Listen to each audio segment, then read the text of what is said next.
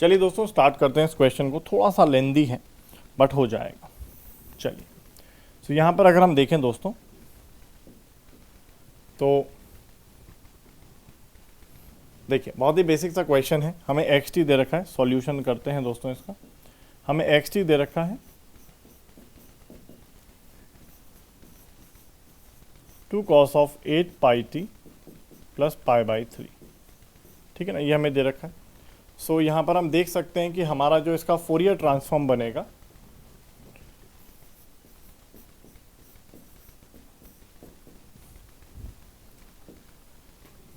अगर हम इसका एक्स एफ देखें तो एक्स टी को हम वैसे ई टू पावर में कन्वर्ट करके इसका एक्स एफ भी देख सकते हैं, बट हम इसको वैसे मतलब याद होगा आप लोगों को हम इसको कैसे करते थे। सो एक्स टी क्या हो जाएगा हमारा e to power j 8 pi t pi by 3 साथ में ऐड हो जाएगा plus e to power minus j 8 pi t plus pi by 3, ठीक है। इस तरह से ये दोनों टर्म्स आ जाएंगी। और अगर हम देखें so the x F the Fourier transform, इसका फोरियर ट्रांसफॉर्म क्या हो जाएगा दोस्तों, अगर हम पाई बाई 3 वाली टर्म को ऐसे ही रहने दें तो e to power j pi by 3 और e to power j 8 pi t का क्या आ जाएगा, e to power j 8 pi t का आ जाएगा डेल ऑफ, क्योंकि अगर मैं इसको हर्ट्ज में लिख रहा हूं बिकॉज मैं इसको फ्रीक्वेंसी में कन्वर्ट कर रहा हूं, तो 8 पाई को मैं क्या लिखूंगा 4 लिखूंगा, right, plus e to power minus j pi by 3 del of f plus 4, ठीक है ना। इस तरह से दो टर्म्स आ जाएंगे हमारे पास।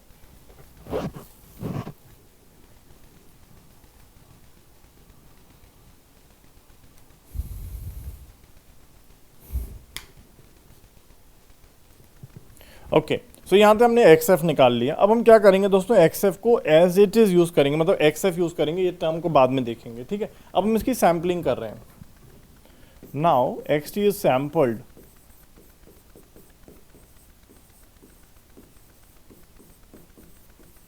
ठीक है ना, एक्स टी को हम सैंपल कर रहे हैं, सैम्पल्ड एट 15 हर्ट्ज, ठीक है। सैम्पलिंग हम कैसे करते हैं तो दोस्तों जैसे कि आप सभी को पता है कि हम क्या करते हैं, that is x t multiplied by del t minus n t s, यहाँ पर समीशन कर देंगे n is equals to minus infinity से इन्फिनिटी, मल्टीप्लीकेशन होता है यहाँ पर। और इसको अगर हम फ्रीक्वेंसी डोमेन में देखेंगे तो ये आ जाएगा x of 1 upon T S multiplied by summation x of F minus F S, ये आ जाएगा, सॉरी के एफ एस कर देता हूँ, ठीक है। K is equals to minus infinity से इन्फिनिटी। अब 1 अपॉन टी एस क्या होगा, फ्रीक्वेंसी के बराबर, मतलब यहाँ पे 15 आ जाएगा और यहाँ पे आ जाएगा एक्स ऑफ एफ माइनस 15 के, ठीक है ना। इस तरह से कहानी हो जाएगी। तो इसका मतलब हम इसको शिफ्टिंग कर देंगे, right, we will do the shifting of this. Now यहाँ पे हमारे पास एच टी दे रखा है बच्चों, एच टी हमें दे रखा है समथिंग, और इसको हम एच ओमेगा के टर्म्स में बना के फिर इसको देखते हैं क्या हो रहा है यहाँ पे। So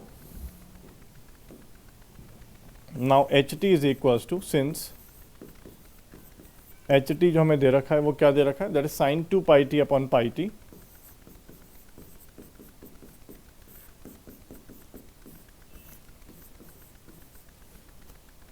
into cos of 38 pi t minus pi by.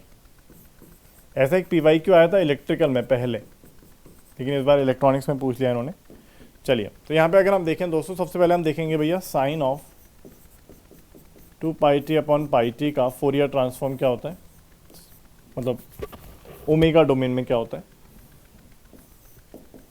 तो आप देखोगे बच्चों ये सिंक फंक्शन है, ठीक है ना, और ये एक्चुअली में ओमेगा डोमेन में एक रेक्टेंगल जैसा बनता है, और वो रेक्टेंगल अगर हम देखें ओमेगा डोमेन में तो that will be actually from minus 2 pi t to 2 pi t, minus 2 pi to 2 pi in the omega domain, height इसकी 1 होगी, राइट। और इसको अगर हम फ्रीक्वेंसी डोमेन में कन्वर्ट करें तो इसका फ्रीक्वेंसी डोमेन में हो जाएगा -1 to 1 हर्ट्ज में, अगर हम करें तो हर्ट्ज में, -1 to 1 in frequency domain in hertz. ठीक है, हाइट इसकी 1 है, इसमें कोई परेशानी वाली बात नहीं। तो यहाँ तक हम चीज़ें बड़े आराम से कर पा रहे हैं। Now we have to multiply by cos here, ठीक है ना, कॉस से मल्टीप्लाई करना पड़ेगा। सो मान लेते हैं इसको हम लोग कुछ मान लेते हैं, इसको क्या मान लें, एच एफ तो नहीं मान सकते, इसको कुछ मान लेते हैं, लेट्स से डब्ल्यू एफ मान लेते हैं, ठीक है ना, तो इसको हम डब्ल्यू एफ मान लेते हैं। So let's say this is your डब्ल्यू एफ, ठीक है ना, just for a little bit of time.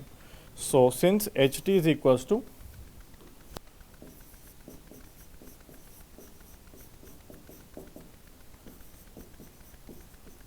sin of 2 pi t upon pi t multiplied by cos of 38 pi t minus pi by 2। तो यहाँ पे अगर हम देखें दोस्तों तो this will actually come out to be sine of 2 pi t upon pi t। Cos को अगर हम देखेंगे बच्चों क्या बनेगा, e to power j 38 pi t minus pi by 2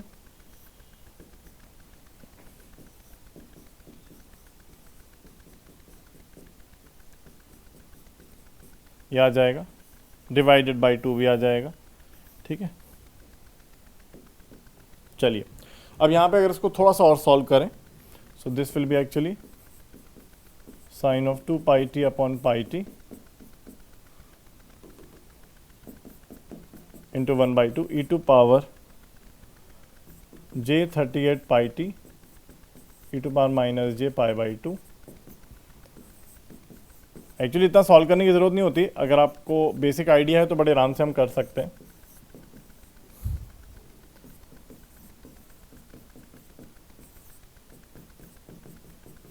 ठीक है ना, चलिए अब बड़े आराम से हम देख सकते हैं कि यार this term will actually will become, so H omega या एच एफ विल बी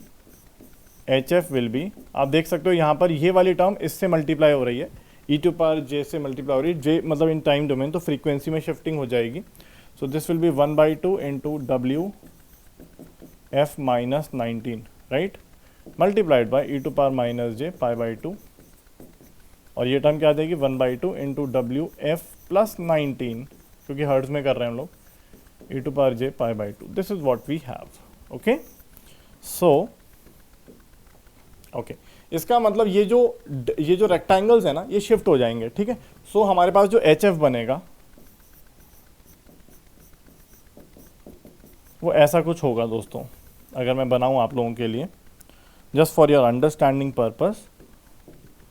तो आप देखोगे सर यहाँ तो एक रेक्टेंगल यहाँ पर आएगा, ठीक है, एक 19 पे चला जाएगा, एक ऐसे नीचे बनेगा, मैं बता रहा हूँ नीचे क्यों बनेगा, एक ऐसे बनेगा 19 पे चला जाएगा।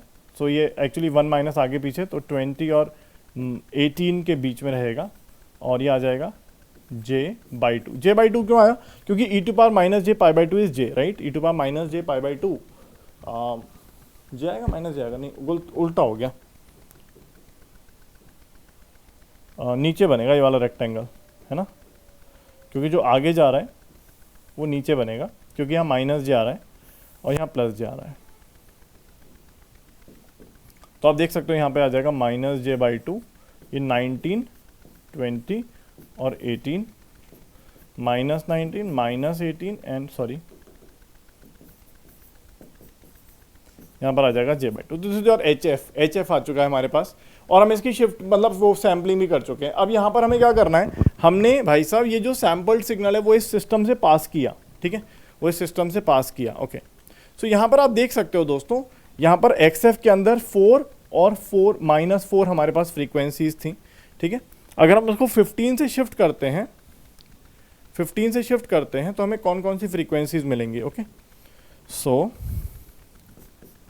now sampled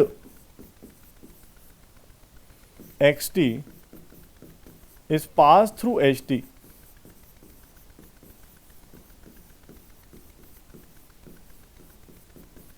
ठीक है ना, सैम्पल्ड xt को हम ht से पास कर रहे हैं। अब इसमें क्या होगा, थोड़ा सा दिमाग मारना पड़ेगा कि यहाँ पे आप देखो यार xt के अंदर ना 2 फ्रीक्वेंसीज हैं, एक 4 हर्ट्ज है, एक -4 हर्ट्ज है। ठीक है ना, अब उसको हम 15 से सैंपल करें तो 15 से आगे शिफ्ट होती है, सैंपल आगे पीछे सब जगह शिफ्ट होती है। ठीक है ना, तो अगर हम देखेंगे, ध्यान से देखिएगा, बहुत सिंपल सी बात है।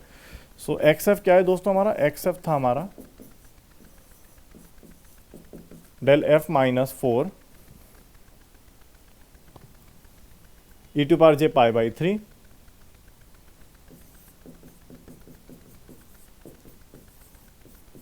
Del f plus 4 e to power plus j pi by 3, ठीक है ना।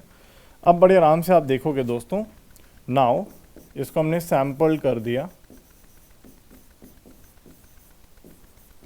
सैम्पल्ड एक्सटी का Fourier transform will be 15 times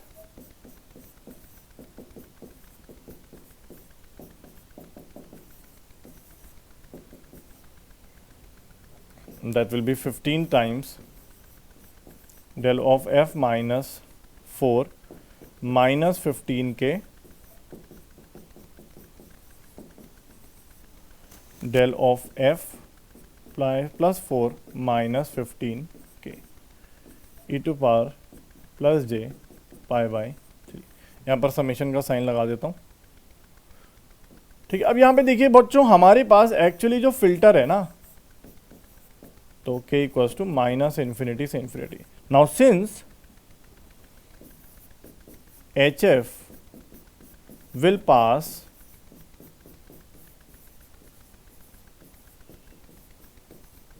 the signal of frequencies between, कौन कौन सी फ्रीक्वेंसीज के बीच में, ठीक है ना, सिग्नल ऑफ फ्रीक्वेंसीज बिटवीन 18 से 20 एंड माइनस 18 टू माइनस 20, ठीक है ना। इन फ्रीक्वेंसीज को वो पास कर रहा है, ठीक है,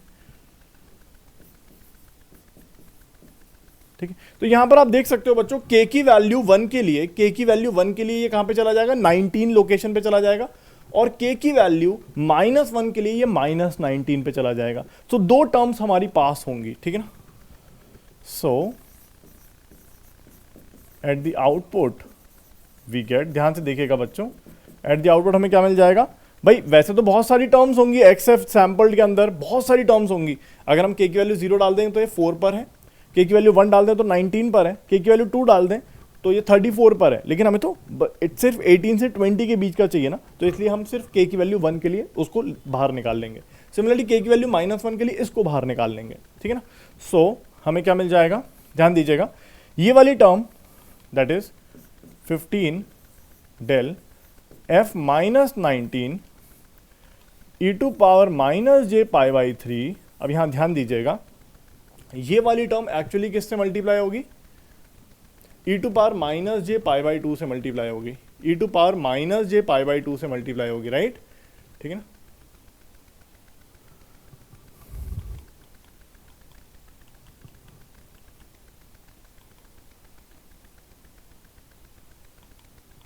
मैंने यहाँ गलत लिख दिया क्या,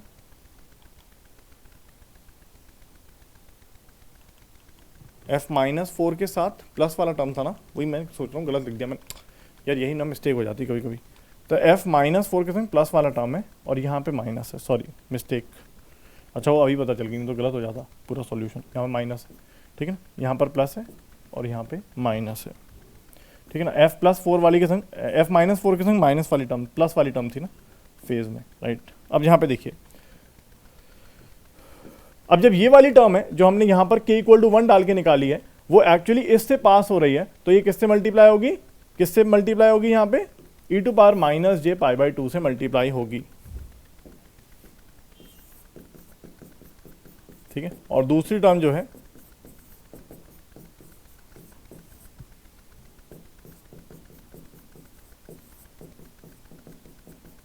आई होप आप सभी को ये बात समझ में आई है। मैं इसको रिपीट कर देता हूँ just for your understanding purpose. देखिए ध्यान से देखिएगा, सबसे पहले हमने क्या किया, इसको सैंपल, सबसे पहले एक्सटी का एक्सएफ निकाल लिया, ये आ गया बड़े आराम से। यहाँ पर आप देख सकते हो उसको सैम्पलिंग कर दिया तो 15 टाइम्स हो जाएगा, लेकिन ये 15 से आगे पीछे शिफ्ट भी होगा, ठीक है। अब जब हमने सबसे पहले एक्सटी को देखा तो एचटी के अंदर ये था, उसको कॉस से मल्टीप्लाई हम कर रहे थे, तो हमने इसको ड्रॉ करके देखा तो ये ऐसा बन गया एच एफ। अब ये सिर्फ 18 से 20 और -18 से -20 पास करेगा, बाकी सबको कट कर देगा क्योंकि बाकी सब जगह 0 है।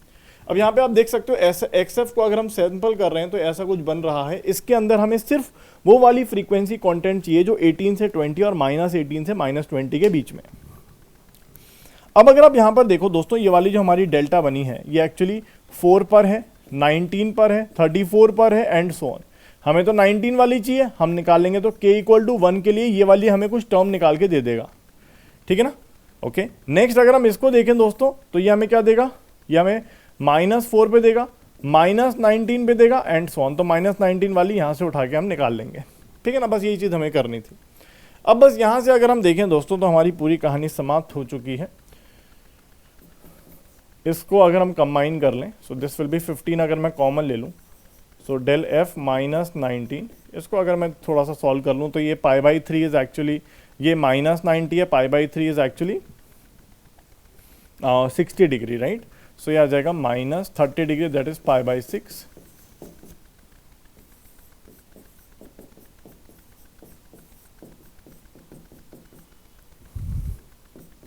ये आ जाएगा। और इसको अगर हम कॉस में कन्वर्ट कर लें तो बड़े आराम से कॉस में कन्वर्ट हो जाएगा ये, दैट इज 30, राइट। वो बाई टू वाला टर्म होता है ना, ठीक है।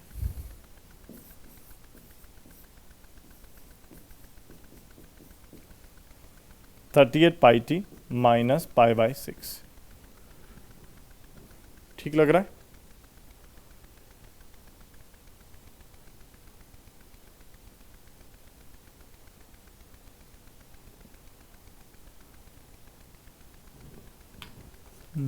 अरे 1/2 का टर्म और मैं खा गया ना, ये वाला 1/2 वाला टर्म, इसलिए वो 2 वाला टर्म नहीं आ रहा है। ये 2 वाला टर्म जो है एक और आएगा, 1/2 भी आएगा ना उसमें एक, ठीक है। जब हम उससे मल्टीप्लाई करेंगे तो यहाँ पे एक 2 भी आएगा, क्योंकि वहाँ पे एक 1/2 वाली टर्म भी थी ना, ये वाली, ये 1/2, ये वाली j/2 और j1/2 वाली, ठीक है ना। सो एक 2 वाला टर्म भी आएगा, तो 15/2 रह जाएगा और फाइनली आंसर आपका 15 ही कॉस बनेगा, ठीक है। तो 15 कॉस ऑफ 38πt -π/6 आ जाएगा, ठीक है। सो 15 कॉस ऑफ 38πt -π/6, ये आंसर ठीक है, ठीक है। एक्चुअली में गेट के अंदर एक थोड़ी सी प्रॉब्लम हो गई थी कि अगर हम यहाँ पर देखें दोस्तों तो इसमें 90 डिग्री अगर हम ऐड कर दें, 90 डिग्री अगर हम ऐड कर दें तो वो साइन टर्म बन जाएगा, राइट। सो आपको याद होगा या आपको पता होगा कि यहीं पे लिख देता हूँ कि भाई हमारा जो actually cos of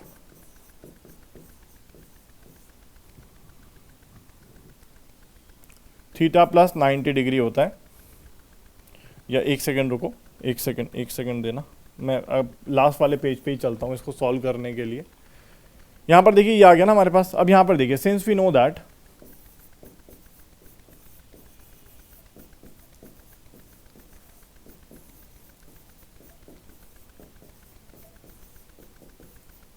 sine of theta plus 90 degree is equals to cos theta, ठीक है ना। तो हम ये कह सकते हैं कि 15 cos of 38πt -π/6 is actually same as 15 sine of this theta plus 90 degree.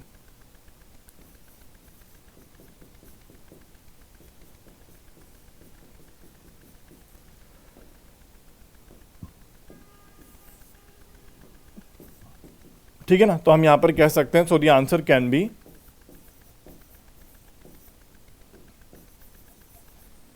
Answer ये भी हो सकता है 15 साइन ऑफ 38πt प्लस π/3, ठीक है ना। ऐसा भी हो सकता है आंसर। तो ये भी आंसर ठीक है, मतलब ए भी सही है इसमें आंसर और सी भी सही है, ठीक है। चलिए